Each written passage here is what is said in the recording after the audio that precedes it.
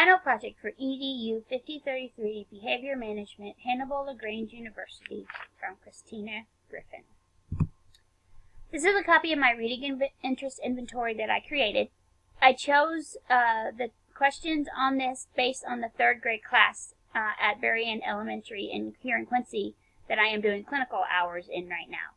You can see I asked them what kind of books do you like reading, and gave them a list to choose from, and then I asked if they prefer fiction or nonfiction, what do you read most of the time, books, magazines, comic books, that kind of thing, and then how much time do you spend reading every day, and then what is your favorite book you've ever read, and what is your least favorite book you've ever read. I think that the 3rd, 4th grade time is a very critical age to expose students to as many kind of books as possible. I think that they're, they begin to get really pretty much are into chapter books as far as independent reading, by the end of, at least by the end of 1st grade, if not 2nd or 3rd grade, definitely by 3rd grade. And I think that a lot of them are like really developing starting to narrow down their interests at that point. And to expose them to as many different types of books as possible, so that they, don't get stuck in one genre is really important. There's a student in the classroom that I'm in right now who's just really stuck on fantasy books and, like books about Scooby-Doo and different things like that. He's read several, different, entire series of books. Or like the Magic Tree House, I believe, is one of his favorites.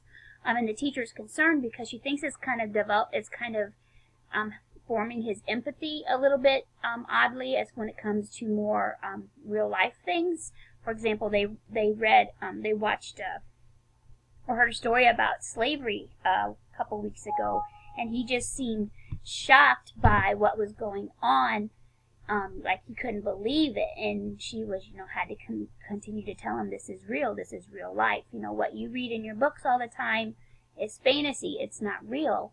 And he just was like, completely, like really taken aback by what he was hearing. Like he didn't really understand it. So, she's really pushing him to get into more biography books, historical books, different things like that, to help expose him more to real life things. And so, by these type of questions at the beginning of the year, with the reading interest inventory, I think it would help, help me be better informed about what my students are into at the beginning of the year. After studying all the different behavior theories this term, I believe that I identify the most with 2 of them. The first one being reality therapy. I identify with this one because I feel I use it daily with my own kids, and as well as my daycare kids. For example, my daycare kids would constantly come to me and say, my shoe's untied, my milk's all gone, different things like that. And I'll just look at them and say, well, what do you need to do? I want them to learn to come up and say, can you please help me tie my shoe? Or can I please have more milk? Instead of just, making a statement, ask. Figure out what you need to do and ask for help if you need it. Or they'll just walk up to me and say, I need to go to the bathroom, after they've been told 100 times, you don't have to ask, you just go. So I'll just look at them and say, well, what do you need to do then? And so hopefully they finally understand that, just take care of yourself. You don't need to be told what to do. You don't need to ask for everything, only if it's something you're not able to accomplish.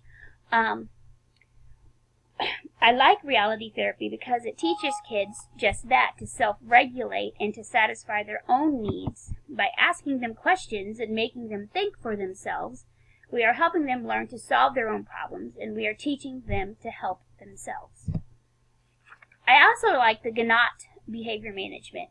Ganott believes that teachers should find alternatives to punishment because students learn from how teachers respond to problems.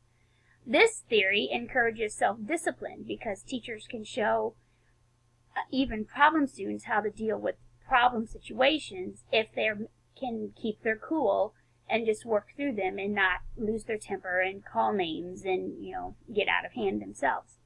This theory also encourages teachers to get to know their students so they can better understand their behaviors, and therefore once they're able to understand their behaviors and understand why they're acting the way that they are, they can change the student's environment maybe, and then take care of the behaviors without having to resort to discipline.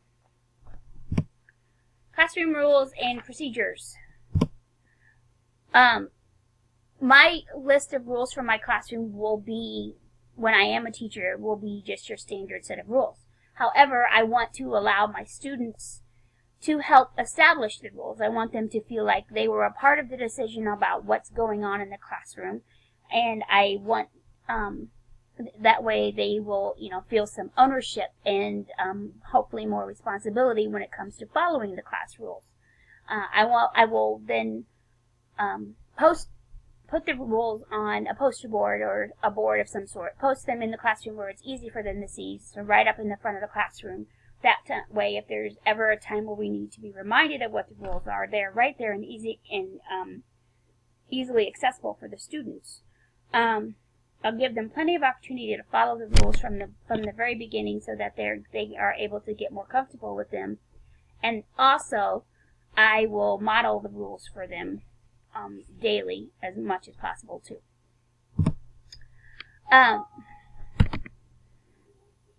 When considering classroom management, procedures in the classroom are just as important as rules.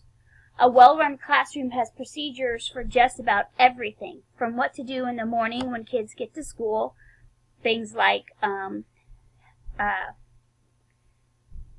turning in your lunch selections, turning in your homework, what to do with your bags and your coats and all that kind of stuff, to what to do when they finish up their independent work during class time. When they're done with that, but the rest of the class isn't, there has to be a procedure. What do they get? Where do they go to find what they need to do next? That kind of thing. And it's all the way to they follow all the way to the very end of the day when it comes to cleanup. Jobs that are given out in the classroom for cleaning up the room and getting it put back together at the end of the day, and also just preparing to go home. Or is it okay for them just to go get their book bags and clean out their mailboxes? Do they have to ask to be able to do that? All of those are procedures, and all of those are things that we have to lay out at the beginning of the year so that the students know and keep them the same every day, so the students always know what to do, and then that way it helps the classroom run well. I know when I am a teacher, I will have procedures for everything in my classroom so that it runs smoothly every day.